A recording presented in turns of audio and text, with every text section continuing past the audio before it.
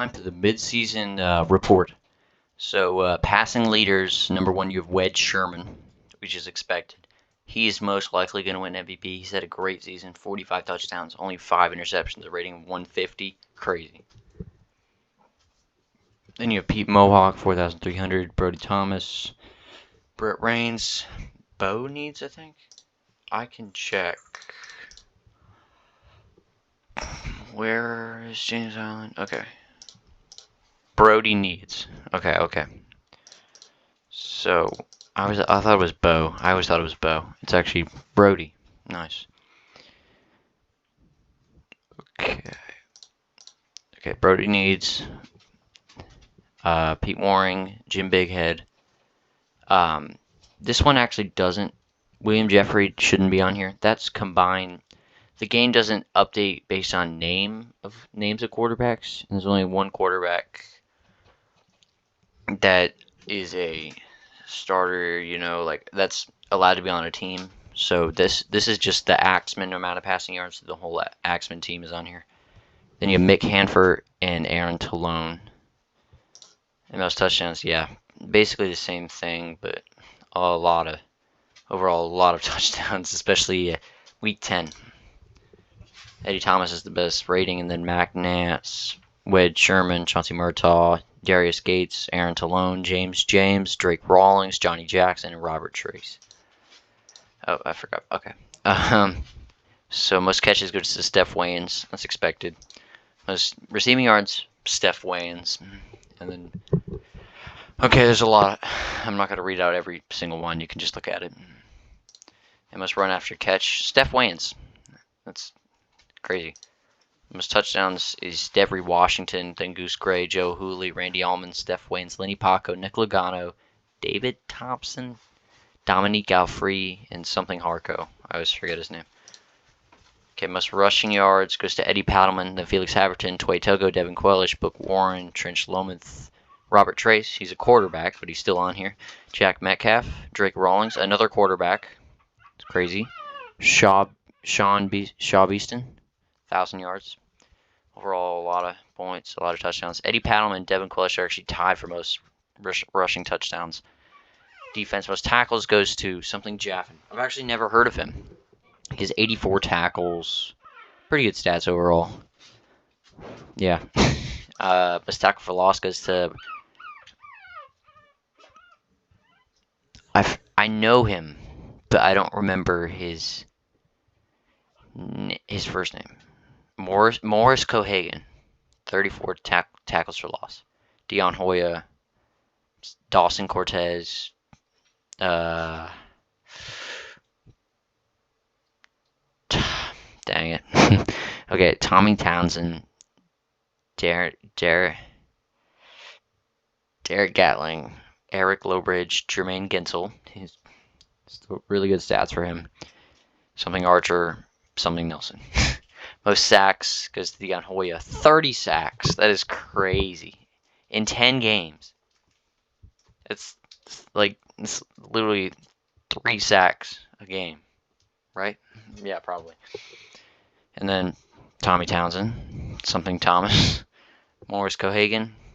Aaron Nelson. I still don't know. I don't know. Okay, most safeties goes to Morris Cohagen with 2. And then something AJ Poole, maybe? Most deflections goes to Derek Lowstar, probably. That's probably his first name. Most interceptions goes to Eddie Barney, maybe? Eric Barney. Then Braylon Yaffle. He's 7 interceptions. And most touchdowns goes to Nick Youngblood, cornerback for South Carolina. 5 deflections, 4 picks, 3 touchdowns. Okay, and then most punt return yards goes to something Gorman. I really don't remember his first name. But look at all this. It's a lot of punt return yards, I guess. Most touchdowns. Okay, something Mays. When did this happen? John Mays? I don't know his name. He has 106 punt return yards, but a touchdown. Okay, kick returns goes to Darren Bunt. Dang it. 34. And most yards, yep, Darren Bunch or whatever. I really don't know. I wish I did. Okay. Most touchdowns goes to Christian Rowland, probably. He only has 3 kick returns and it's for a touchdown. Yeah. Okay. Most field goal made, something Goodson. I really wish I knew these people's names. Okay, that's Sam Kloop, Jonathan Suarez, something. Ramon Agbro. Okay. Most 30-yard field goals goes to Goodson. And then Roy Van Schinkel. Most 40s goes to something Gray. Literally never heard of him. Okay, most 50 yards is Jonathan Suarez. 7 50-yard field goals. That's crazy. And longest field goal ever, 2 people. You have something Looney. I don't get it. I've never heard of this guy. And then Donnie Shibesky for the Dragons. I think I know him. Most extra points made is something Xavier. My gosh, Ronnie Rubio probably. Okay, most punts. Okay, the team that's punted the most is the Jays. Not surprising at all. Most punt yards goes to something Holmes by the Jays. Crazy. It doesn't say the longest punt, but the average is crazy. Most pins goes to something Peel for the Turtles with 9. Yep. Okay, let's look at everybody's stats. Okay. So this is just the Axman's passing yards as a total, and they have 96 rushing yards by their quarterback. Okay, James Allen really had a slump so far, but they're doing better than they were a few games ago. He has 2,800 yards, 27 touchdowns, 12 interceptions, rating of 132. And he has 250 rushing yards, which is pretty good. Okay, Brody needs 3,700 yards, 36 touchdowns, 9 interceptions. Really good season for him so far. Drake Rawlings, 1,700 passing yards, 16 touchdowns, only 1 interception. He doesn't have a lot of passing yards, but he has 1,000 rushing yards and 13 rushing touchdowns. So, okay, I'm not going to look at the rushing stats anymore. I don't really care. Okay, Manny Elias, 2,200 passing yards, 18 touchdowns, 9 picks. Mac Nance, 3,000 passing yards, 39 touchdowns, only 3 interceptions. He's had a great year. Brody Thomas, 3,700 yards, 35 touchdowns, 10 interceptions. Corey Hale, this really just counts as Savannah because this is the same thing with Savannah. With Axman's trade to Savannah, they traded Corey Hale for Travis Hornacek. So this once again just counts as Savannah's total passing yards, but most of this probably Corey Hale. 2,800 yards, 31 touchdowns, 13 interceptions. Marcelo Sands, 2,100 yards, 16 touchdowns, but 9 interceptions. Leo Ohana, 2,400 yards, 15 touchdowns, 8 interceptions. Andrew Zephyr, I don't know how to pronounce his last name, but he's had a really good year. They're probably going to make the playoffs. I think they're going to make the playoffs. 3,100 yards, 31 touchdowns, only 4 interceptions. Brett Raines. He started out, I thought he was going to win MVP, but Wedge Sherman and Pete Mohawk completely took over. Brett Raines is probably 3rd in my MVP listing for quarterbacks. But he has 3,700 yards, 41 touchdowns, 4 picks. Darius Gates, 2,500 yards, 21 touchdowns, 4 picks. He's definitely underrated. Robert Trace, 1,800 passing yards, 14 touchdowns, 2 picks. It's an okay season. Does he have a lot? I'm pretty sure he has a lot of rushing yards. Yeah, 1,100, 7 rushing touchdowns. So that's why he doesn't have as many yards or touchdowns. Wedge Sherman, nearly 4,500 yards, 45 touchdowns, only 5 picks. Okay, James, 2,997 yards, 28 touchdowns, 3 picks. That's an okay season. That's really. I don't know why I said okay. It's really good. 28 touchdowns to only 3 picks, especially at week 10. Pete Waring, 3,700 yards, 32 touchdowns, 7 interceptions. Then you have Aaron Talone, 3,394 yards, 36 touchdowns, 4 picks. He's had an amazing season. They're just not. He doesn't have the best team, but they just came off a big win. Jim Bighead, 3,600 yards, 31 touchdowns, 7 picks. He's had a pretty good year. It's hard to tell if they're going to make the playoffs because their division, they're all good in his division. Then you have Wilbur Stan, 2,300 yards, 14 touchdowns, 4 picks. His team runs the ball a lot, so that's why he doesn't have as many touchdowns. But he does have a rushing touchdown. Johnny Jackson, 2,700 yards, 28 touchdowns, 7 picks. He's doing really good, especially for a second-year starter. He came into the league in week 14 for Orangeburg, but he came into the league week 13 to play for the Sharks for a game. So he didn't. I think he only had like 5 touchdowns or something, and they ended up winning the championship. Obviously, Orangeburg has fallen into a slump, but they've won a lot of games in a row, so they could make the playoffs. So 2,700 yards, 20 touchdowns, 7 picks. Chauncey Murtaugh, 2,191 yards, 25 touchdowns, 1 pick. Really good, especially for Chauncey Murtaugh. His team is like, I can check their record. I think they're 8-2. They're the best in the division. They're most definitely the best. Okay.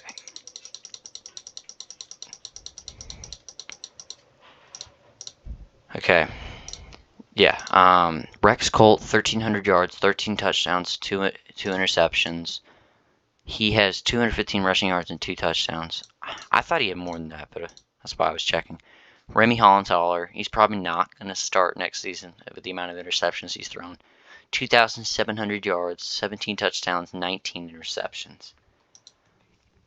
Rash Cross, 3,000 yards, 24 touchdowns, 11 picks. He's definitely underrated.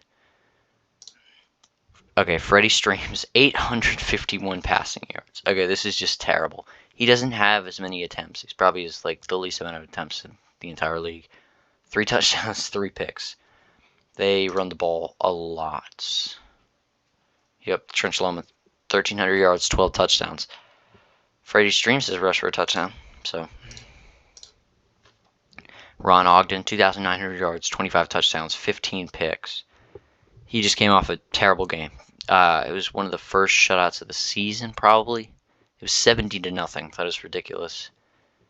So Ron Ogden played terrible, but hopefully he can end the season well. And Marion McDougal, 1,400 yards, 8 touchdowns, 11 picks. Not very good, but I don't think his expectations are very high, especially with Eddie Paddleman on his team. Here we go. Pete Mohawk, 4,300 yards, 41 touchdowns, 5 picks. Really good year for him. He's probably second for quarterbacks in MVP rating. He has a QBR of 132. Well, just a rating of 132. That's pretty good. And McHanford, 3,400 yards, 31 touchdowns, 12 picks. He's having a great year. I think that I don't think he should win any awards at all because compared to everybody else, he's a bit behind, but he's definitely underrated. Jack Lamont, 1,800 yards, 11 touchdowns, 5 interceptions. He has 483 rushing yards and 2 touchdowns. I feel like he would have had more than that, but Eddie Thomas, he's been doing pretty good in the last few games. 2,800 yards, 30 touchdowns, only 1 interception. Rating of 154, highest in the league. Okay, this is just the Axemen total passing yards. So with Corey Hale and William Jeffrey, they have 3,600 yards, 33 touchdowns, and 13 interceptions, which is pretty good considering Newberry was one of the worst teams in the league last season. They started out really bad, but they just beat Megget 70-0. So I don't think they should be considered for a playoff spot at all, but just watch out for them next season. Okay, so you have. Oh wait, did I already do all? Yeah, that's all. Okay, so that's all. It's everything. But we're gonna take a look at the standings, awards, records. Well, we already looked at records. Okay, let's look at the hype. Okay, so player of the week for I think this was. I want to read this, but this might have been last week. Wedge Sherman won player of the week on offense, and on defense, Truth Thomas. So there's a little paragraph, so I guess I can read that. It's not a paragraph, it's like one sentence.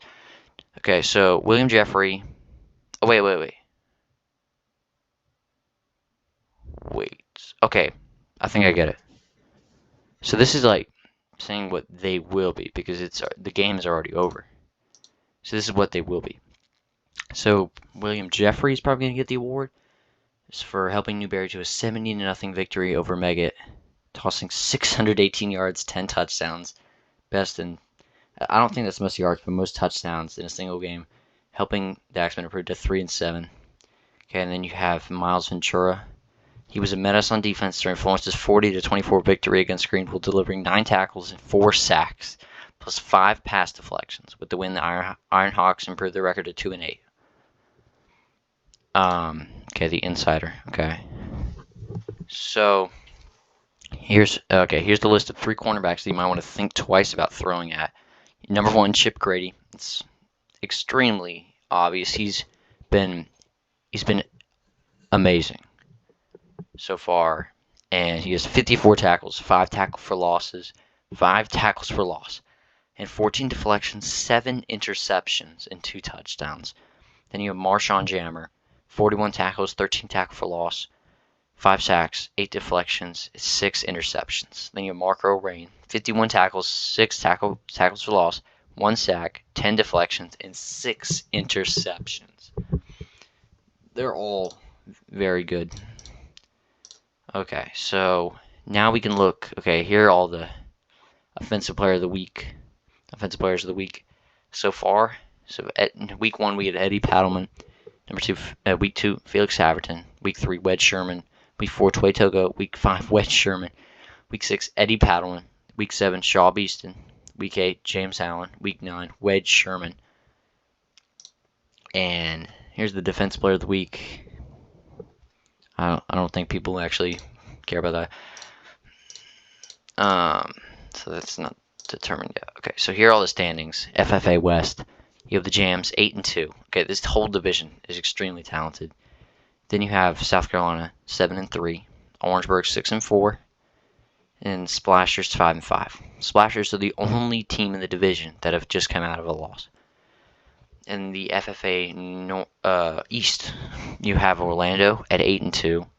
An amazing season. They started out 0-2 and they've won 8 straight.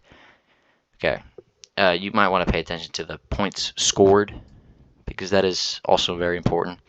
They scored 395 points and they've allowed 265. And the Minutemen at 6-4. Then you have Rock Hill at 5-5, and you have James Island at 3-7. Then the FFA North, you have the Wildcards at 8-2. They've had a ridiculous season so far. And then you have the Meggett Lions at 4-6. Then you have Carolina at 3-7, and then you have Hollywood at 1-9. They have the worst record in the league, I think. Then you have the FFA South. You have the Warriors at 7-3, Greenville Wildcats at 5-5, Buford at 5-5, and Goose Creek at 4-6. Okay, the FFC, the FFC West. You have the Bosses at 6-4, Dragons at 4-6, the Jays at 3-7, the Turtles at 2-8. That whole division isn't very good, but the top 2 teams of the best team, the teams with the best record, the top 2 of those will make the playoffs. So Boston and Dragons. I don't think the Dragons, but Dragons are they have a talented offense, but their defense isn't very good. They've lost 6 straight. They went 4-0, which is strange. And you have the FFC East. You have Savannah at 6-4. They won 3 straight, top of the division. Then you have Buford Beavers 5-5, Somerville at 5-5, and then Hilton Head at 3-7. FFC North, you had the Beagles at 8-2, Washington at 6-4, Sharks at 5-5, Axemen at 3-7. The whole division is extremely talented on offense. In the FFC South, you have the Leopards at 7-3, Mountains at 5-5, Kiowa at 5-5, and the Ironhawks at 2-8. And the rankings, the number one team in the league ranked is Spartanburg. This is all by record, and then you have Orlando at number 2. Number 3, you have the Beagles. Number 4, you have Johns Island. Number 5, Mount Pleasant. Number 6, South Carolina. And number 7, also South Carolina, a different South Carolina team. Then at 8, you have Orangeburg. 9, you have Downtown Bosses. 10, you have Washington. 11, you have Savannah. 12, you have Columbia. 13, you have Piedmont. 14, you have Beaufort. 15, you have Springfield. 16, you have Rock Hill. And that's the top half of the league.